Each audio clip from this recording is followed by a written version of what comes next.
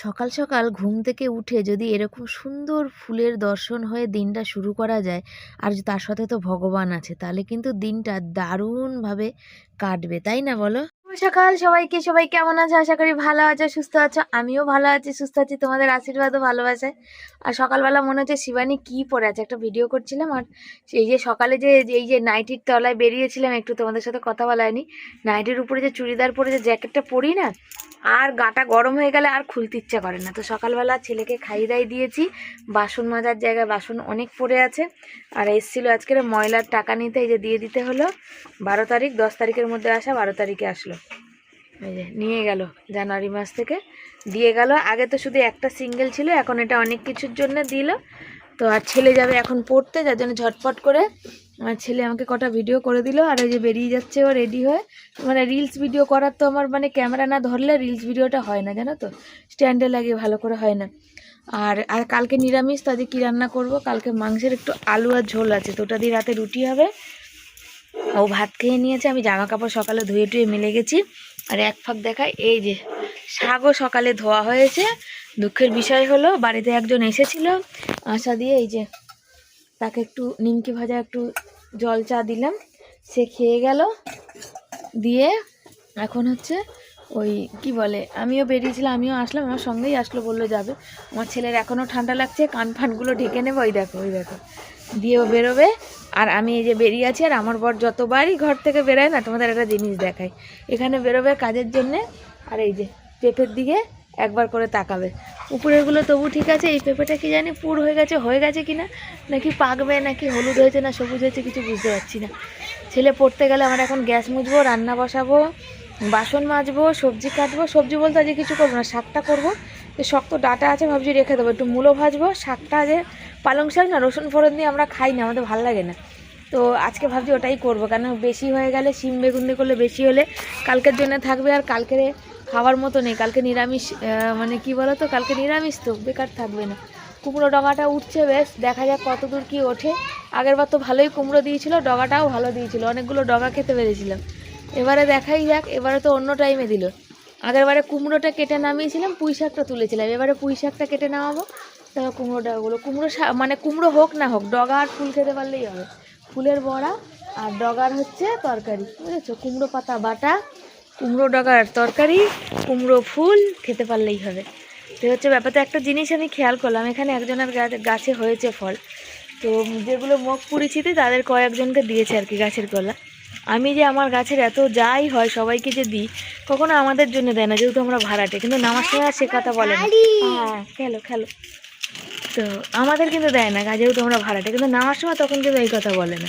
তাই হচ্ছে মানুষের দেখি সত্যি কথা বলতে। তবে আমি আমার কাজ করেই যাব, যেটা দেওয়ার না, যেটা দেওয়ার সেটা তো অবশ্যই দেবো। তো পুঁই মিটুলিগুলো এখনও না শক্ত হয়নি এবছরে, পুঁই মিটুলিগুলো নামিয়ে দিতে হবে, কেন কুমড়ো গাছটা উঠছে তো, না জড়িয়ে গেলে আবার অসুবিধা হয়ে যাবে।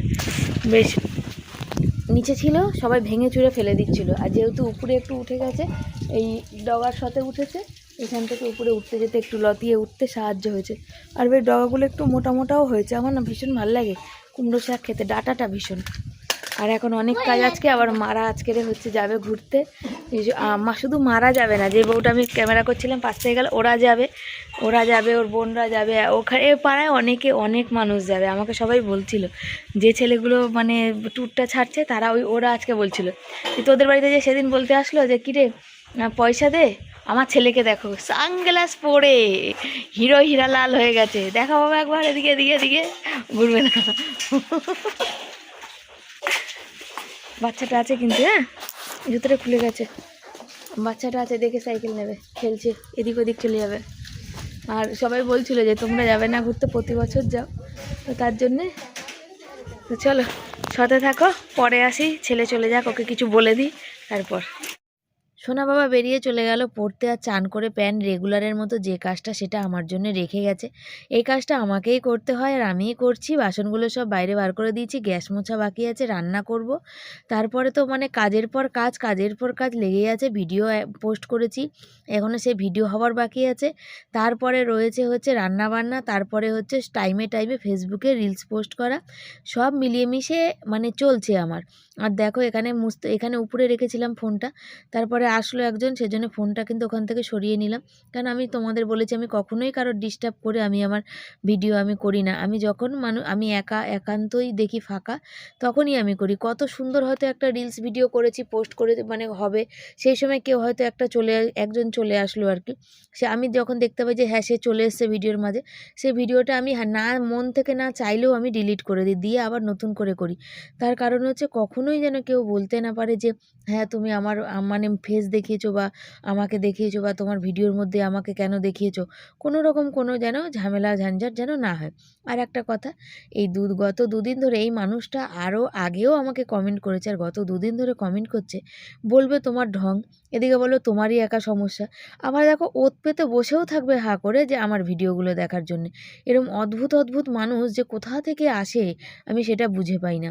হাঁ করে বসে থাকবে আমি কি করছি, কে আমাকে কি দিচ্ছে, আমি কি খাচ্ছি, কেমন চলছি সেটা দেখার জন্যে, আবার তারপরে আবার বসে আবার কিন্তু কমেন্ট করবে। তো চলো, তোমরা সবাই বলেছো যে খারাপ কমেন্টের কিন্তু তোমরা পাত্তা দেবে না, তো আমি দিইও না আর দিতে চাইও না। আর যেহেতু সুতপাদির সাথে সোমাদির সাথে কথা হয়, তো আমি কিন্তু তোমাদের সাথে যদি আমার মানে পার্সোনাল যোগাযোগ থাকতো তাহলে কিন্তু তোমাদের আমি শোনাতে পারতাম যে কি বলছে কি বলছে না। তো শাকটা হচ্ছে, ডাটাগুলো একটু রেখে দিই কাল করবো, আর আজকে শুধু শাকটা একটু রসুন ফোড়ন দিয়ে ভাজবো, বুঝেছো? কারণ ডাটাগুলো যদি ভাজার মধ্যে দিই না, হবে না, খাওয়া যাবে মানে হবে না আর কি, শক্ত শক্ত, একটু হালকা শক্ত হয়েছে, তো বেশি শক্ত হয়নি, তবে হালকা হয়েছে। ইচ্ছা ছিল মাছের তেল দিয়ে খাওয়া, হলো না। আমার বরের কালকে তো তোমাদের বললাম যে হাতে প্রচণ্ড পরিমাণে ব্যথা, বললাম হাত ফুলে উঠেছে, এই রোগটা আমার বরের আগে ছিল। প্রথম দিকে ব্লগ করেছিলাম তখন তোমরা দেখেছিলে কিনা জানি না, তখন আমার বড় একটা বেল্ট পরতো, সে বেল্টটা হারিয়ে ফেলেছে। তারপর থেকে আর যা হোক টানা পোড়াতে আর করা হয় মানে কেনা হয়নি, কিন্তু দেখো ধুয়ে রেখে গেছি তাও চুল। এবার হচ্ছে আজকে দেখি যাব, তো বেলটা কে দিচ্ছে অবশ্যই তোমাদের জানাবো, তার জন্য তোমরা পাশে থাকো, সাথে থাকো, শুনতে থাকো। এত ভালো ভালো ভালো ভালো মানুষের ভালোবাসা, এত দামি দামি সব মানুষজন আমার জীবনে এসেছে, তার জন্য সত্যি আমি ভগবানের কাছে থ্যাংক ইউ যে এত সুন্দর সুন্দর দিদিভাইদের দাদাভাইদের পাশে পাঠিয়েছে। খুব মনটা খুশি খুশি হয় জানো তো। আজকের হয়তো সমাধি যেমন আমাকে কমেন্ট করেছিল দুদিন আগে যে শিবানী, আগে তোমাদের নিয়ে খুব চিন্তায় থাকতাম, এখন সবাই একটু পাশে দাঁড়াচ্ছে, এখন একটু চিন্তাটা কমেছে। তো সত্যি কথা বলতে এক একজন মানুষ এক এক রকমভাবে পাশে দাঁড়াচ্ছে। আজকে তোমরা পাশে দাঁড়াচ্ছ বলেই হয়তো আমাদেরও দিনটা মানে একটু কষ্টে, একটু ধার দেনা বা একটু কষ্টের থেকে একটু হলেও আমরা বাঁচোয়া, অনেকটা বাঁচোয়া, একটু না অনেকটা বাঁচোয়া, বুঝেছো? যে জিনিসগুলো ছেলেটা পায়নি সেগুলো, যেমন সুতপাদি বলল যে শিবানী মনা, আমাকে মনা বলে, শিবানী বলে না সুতপাদি, সুতপাদির মেয়ে আমাকে মাসি বলে, যে ওই যে পিৎজা খাওয়ার জন্য ছেলে বলছিল, তো পিৎজা আমাদের বললো একদিন হোটেলে গিয়ে পিৎজা খেতে, আর না হলে হোটেলে খাবার খেয়ে আসতে, যে তুই হোটেলে খাসনি, আমি জন্মদিন মানে ছেলের জন্মদিন ফেব্রুয়ারি 13 তারিখে, ওই সময় আমি কিছু পাঠাবো, তোরা গিয়ে হোটেল যাবি, তোরা বাড়িতে নিয়ে আসবি না। আমি ফোন করেছিল, আমাকে বলছিল তোরা বাড়িতে নিয়ে আসবি না খাবার, সবসময় বাড়িতে ভালো লাগে না, একটু বাইরেও খেতে ভালো লাগে। হ্যাঁ সে তো অবশ্যই, বাইরের খাবার তো বাইরে গিয়ে বসে একটু খাওয়ার মজা আলাদা, আনন্দ আলাদা, কিন্তু ওই যে বাইরের দক্ষিণাটা আবার বেশি, কেন সেই রেস্টুরেন্টে বসে যে খাওয়ার ব্যাপারটা থাকে, সেখানে বসে যে সময় কাটানো, সেই জায়গাটারও একটু বিল আছে, তাই না? আমাদের এখানে অনেক আছে, যেটা আমার ছেলে হয়তো সময় বিশেষ যেতে পারে আর কি, ওই স্যাররা যখন খাওয়ায়, তো যখন স্যাররা খাওয়ায় তখনও ওখানে যায় ঠিক কথাই খেতে, কিন্তু মন মতো মানে আনন্দ করে খেতে পারে না। তার কারণ হচ্ছে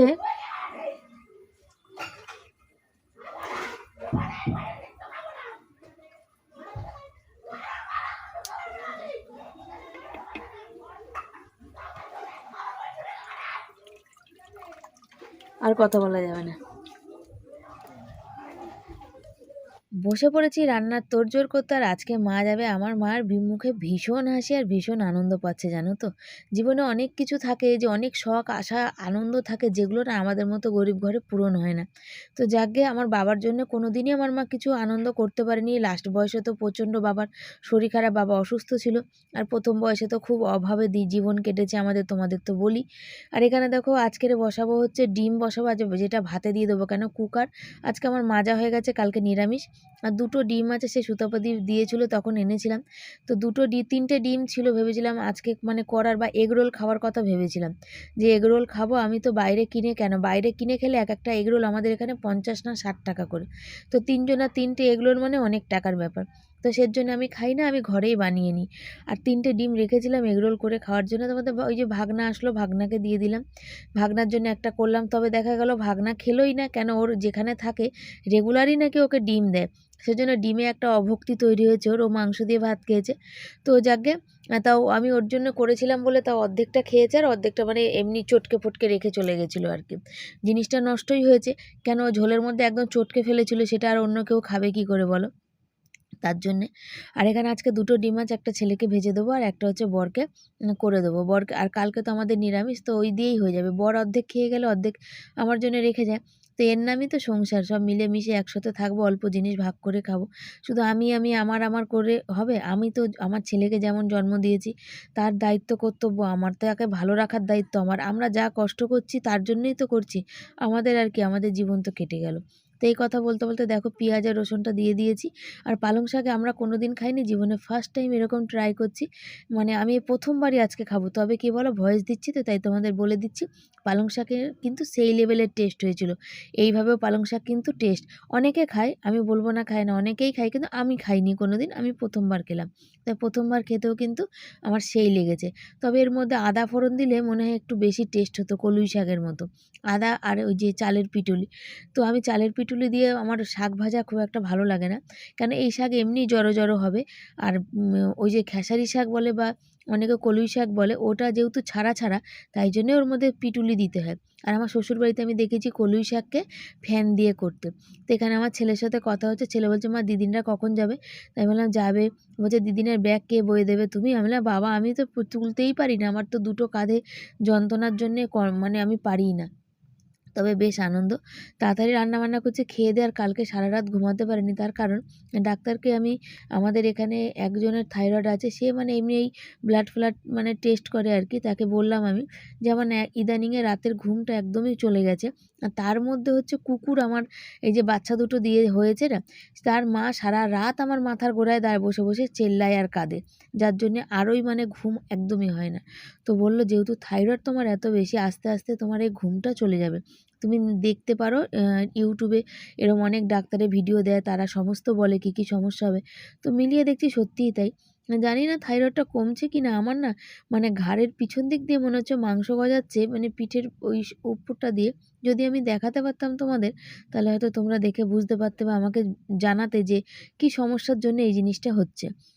তো জানি না, দেখা যাক। তো আমার ছেলে ওই বলছে মা সবাই ঘুরতে যাচ্ছে, আমার বন্ধুরাও কিন্তু সব ঘুরে চলে এসেছে, তুমি কবে থেকে বলছো এবার মাধ্যমিকে টেস্ট পরীক্ষা দিয়ে তারপর যাব, মাধ্যমিক পাস কর তারপর যাব।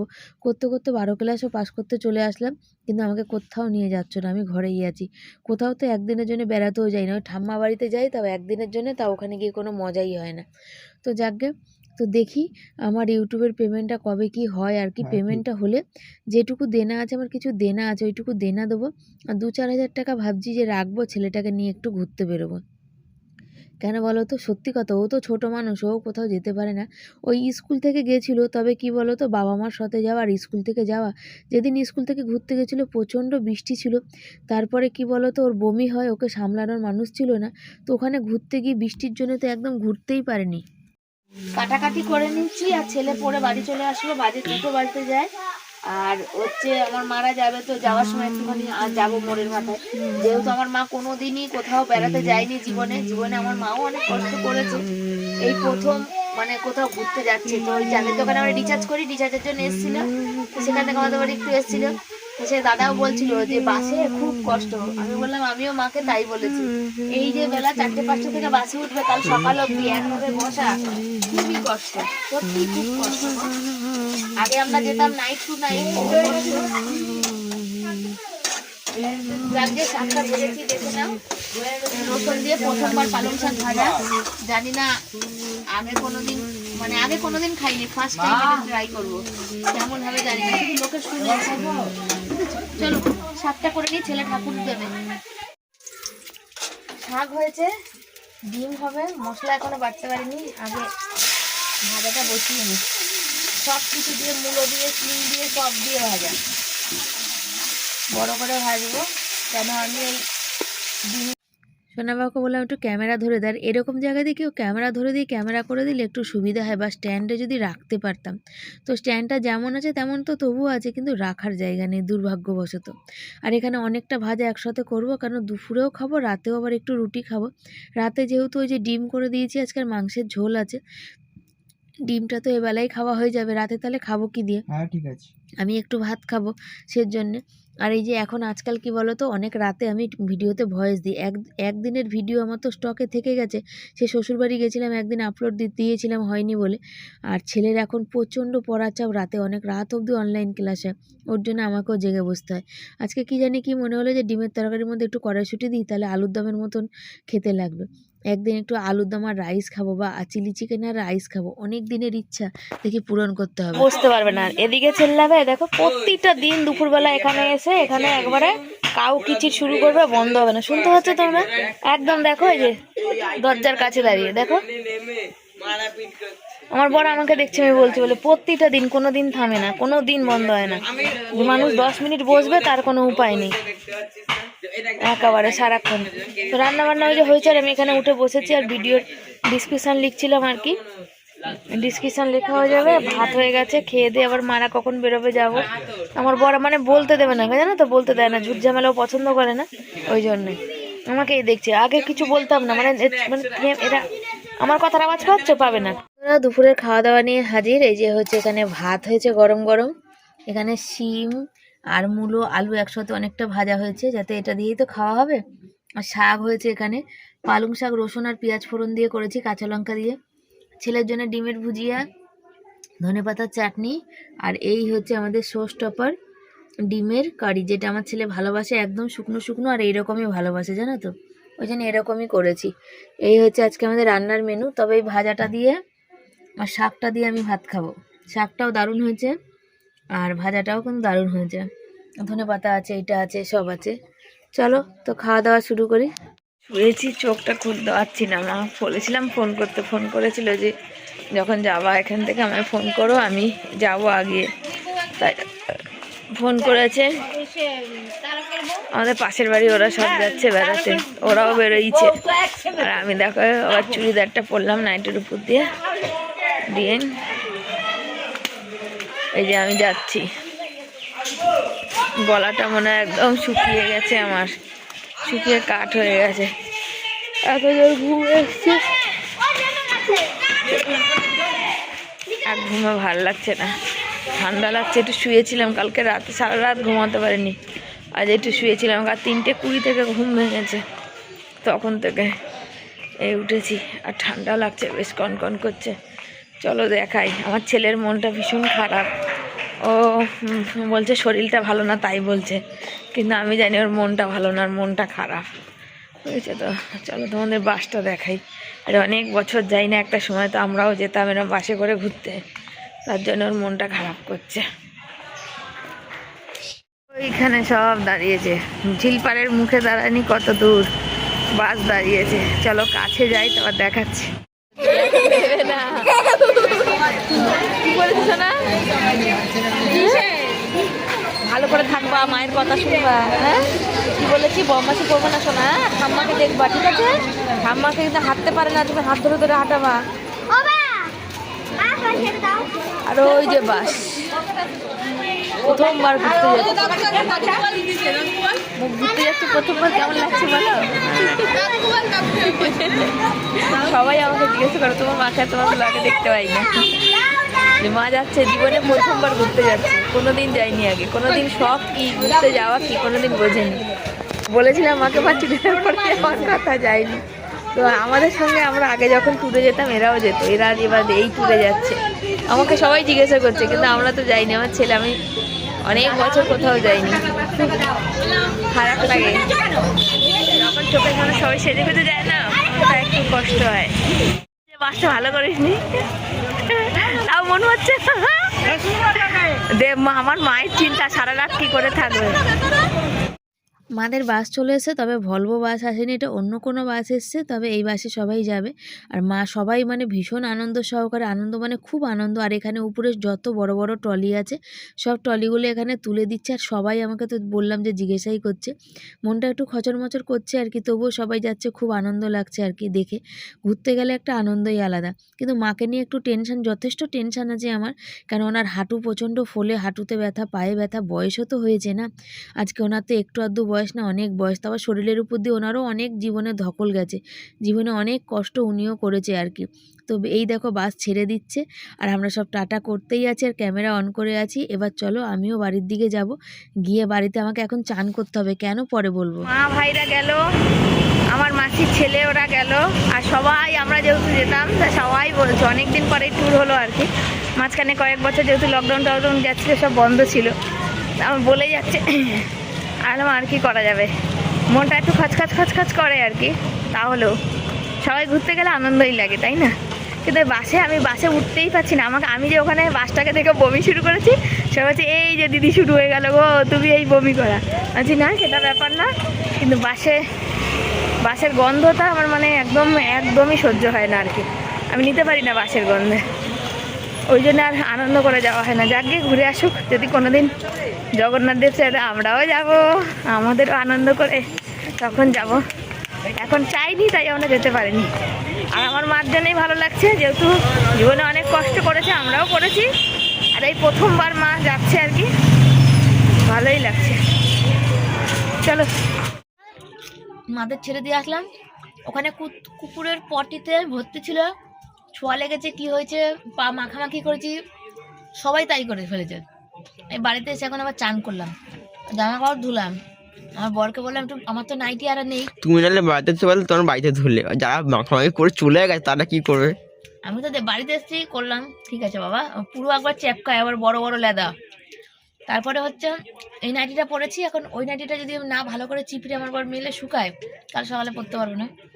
তার সঙ্গে চুড়িদারটাও আছে, কারণ নাইটির উপরে চুড়িদার পরেছিলাম, চুড়িদারটাও গেছে, জ্যাকেটটাও ধুতে হলো, সবই। তার সাথে চানও করলাম, চান করেছি, বর তো ওই জন্য গরম গরম চা করে দিয়েছে, আর নিমকি দিয়ে এখন সকালবেলা সন্ধ্যাবেলা চা খাচ্ছি। এখন আমার হচ্ছে ঘুমের চোখটা বন্ধ হয়ে যাচ্ছে আমার। আর মাসির ছেলে টেলে অনেকেই তো গেল, কিন্তু বাসে বাবা, বাসটা দেখলেই শরীরটা কেমন কেমন। তার মানে অনেকদিন যাও না, না আরে অভ্যাসটা নেই। অনেক দিন মানে কয়েক বছর, অনেক বছর, জানি না ভাগ্যে আছে কিনা, তাই তো শোনা। প্রতি বছর গিয়ে গিয়ে একটা এক্সপিরিয়েন্স হয়ে গেছিল, এখন তো অনেক বছর প্রায় যাওয়া হয়ে গেছে। এখন আগে যেতাম, আগে প্রতি বছরই প্রায় যেতাম, তো দিন মানুষকে কোথায় নিয়ে আসে, তাই তো। ছেলে মানুষ হোক, চাকরি বাকরি করুক, তখন যাব, তখন দেখা যাবে ফ্লাইট করে যাব, কি মজা। চলো চাটা খেয়ে নি। গা গড়া দিয়েছি, আর আমার বরমাসে রুশো বানাচ্ছে নিচে, ওই যে ওখানে। হাতটা তো বাড়িতে ছিলাম না, জ্যাকেট পরে নিয়েছে, হাতটা তো তোমাদের দেখাতে পারলাম না, হাতটা কিনুটা ফুলে খুব খারাপ অবস্থা। তো বেল্ট কিনতে যাচ্ছি আজকে, তো যাই দেখি তো কি বলছে, কত কি দাম, আর অবশ্যই বলবো কেনার জন্য কে ছিল পাশে, কে নেই, কিভাবে কিনছি সবটাই বলবো। তো চলো আগে যাই, আমার ঢেকুর উঠেই যাচ্ছে। তো বরের সাথে চলে এসেছিলাম এখানে হাতের বেল্ট কিনতে, আর হাতের বেল্ট কিনতে এসে দেখি এখানে অনেক দাম। অনলাইনে ছেলে দেখিয়েছিল, সেখানে একটু কম দাম, তো অনলাইন থেকেই অর্ডার দেখি করাবো ছেলেকে দিয়ে। তো এইখানে এসেছি, আর বেল্ট কিনতে পারছি, কেন কিনতে পারছি, হাতে পয়সা নেই, তো সবটা পরে বলবো। সদাই জিনিস নিয়ে চলে এসেছি, আর বরের হাতে বেল্ট আনতে গেছিলাম, দেখছি অনেক দাম ওখানে, তো ওই জন্য চলে এসেছি। আর 425 টাকা বলছিল, তো দেখি অনলাইনে বুক করা যায় নাকি। তো অনলাইনে ছেলেকে দিয়ে যদি করাতে পারি করাবো, ওই জন্য ফিরে এসেছি। তো দেখা যাক, মুদি সদাই এনেছি বলতে পিঠে খাবো কাল বাদ দিয়ে পরশু দিন, একটু আতপ চাল, একটু গুড়। আর পিঠেটা মানে কার জন্যে হবে আর কি, কে আমাদের খেতে বলেছে সেটা তোমাদের পরে বলবো, আজকে আর বলবো না। আজকে তো এইটুকুনি থাক। তো সবটা এখনও আনা হয়নি আর কি। যেদিন পিঠে খাবো সেদিন বলবো তার নাম, যে কে আমাদের পিঠে খাওয়ার জন্যে বলেছে। তো চলো এখন বর গুছাক, আর আমি গা গড়া দিয়েছি চকিতে, কেন আমার শরীরটা একদমই ভালো লাগছে না। আমি আজকে ভাত খাবো না, তার কারণ হচ্ছে মানে এই ভাত খাবো না, রুটি খাবো না, এক মুঠ ভাত আছে ছোট বাটির মতন, ওইটাই আজকে খাবো। তার কারণ হচ্ছে আমার এত ব্যথা করছে দুপাশের ইগুলো, আমার মানে আমি সহ্য করতে পারছি না, বুঝেছো তো, প্রচুর ব্যথা করছে, ব্যথাতে থাকতে পারছি না, এতটাই কষ্ট হচ্ছে। আর ঈদের রুটি করেছি, বড় ওই যে মগের জল আর কাপড় এনে দিয়েছে, এখন তো ওদের দিয়ে দেবো, কি বলে, গ্যাস মুছবো, বুঝেছো, আর এর মধ্যে দিয়ে দেবো ধনেপাতা চাটনি খাওয়া। তো প্রচন্ড ব্যথা করছে, আমি আর দাঁড়াতে পারছি না, আর মনে হয় চোখ বন্ধ হয়ে আছে। কালকে রাতে 3:20 ঘুম থেকে উঠেছি, জানো না, সে আর ঘুমাতে পারিনি আমি, এতটাই আমার কষ্ট হয়েছে, প্রচুর প্রচুর প্রচুর কষ্ট হয়েছে। কষ্টর নাম বাবা জীবন হয়ে গেছে আমার, কি বলবো।